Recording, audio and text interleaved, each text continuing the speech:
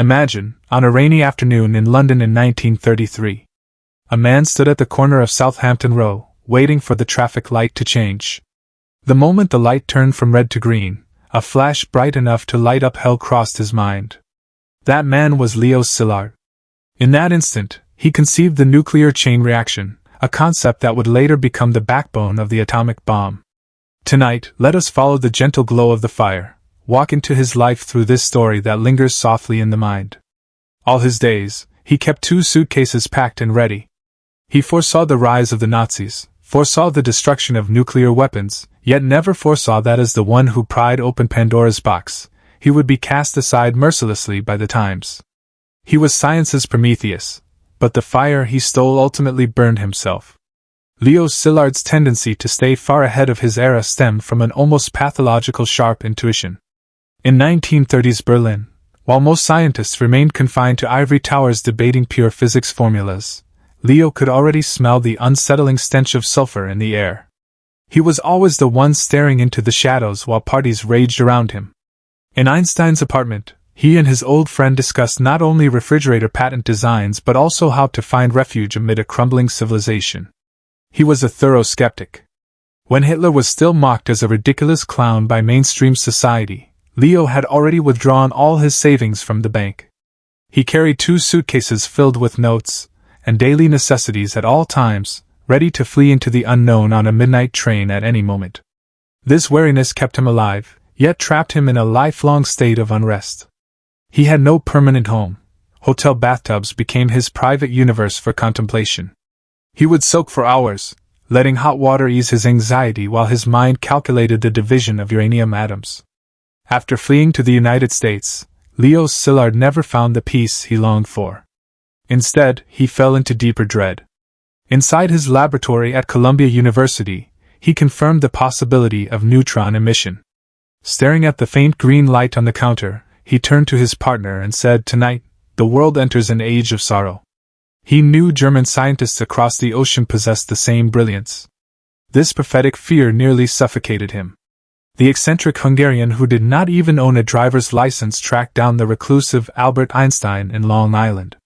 Driving a borrowed car and wandering lost down country lanes, he persuaded Einstein to sign the letter addressed to President Roosevelt, a letter that would become the starting point of the Manhattan Project. Leo Szilard, a man who loathed bureaucracy and violence above all else, personally persuaded those in power to create the deadliest weapon ever made. His heart was torn apart in that moment, convinced he was using one poison to fight an even deadlier plague. Once the Manhattan Project officially began, Leo Szilard found himself caught in a bitter irony. He had conceived it all, yet became the most unwelcome figure within the program. His belief in complete scientific transparency clashed violently with General Grove's airtight military control.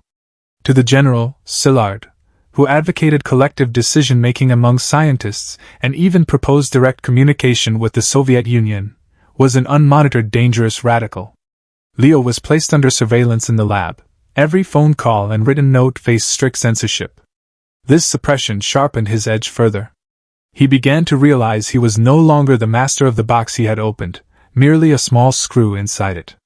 He fought relentlessly to stop the atomic bomb from being dropped directly on Japan, drafting petitions and even attempting to storm the White House. Despair consumed him as he watched the monster he had created break free from all restraints.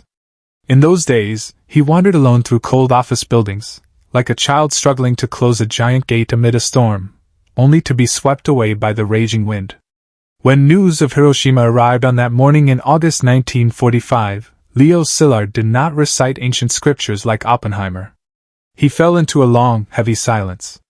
He made a decision that shocked the entire physics community. He abandoned physics entirely.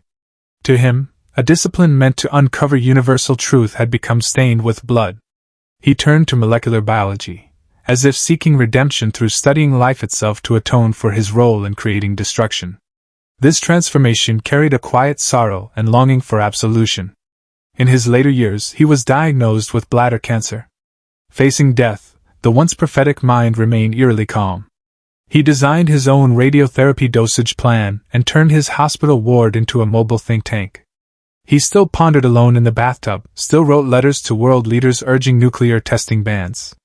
He still kept his 2 suitcases close, no longer running from political chaos, but racing against the final days of his life.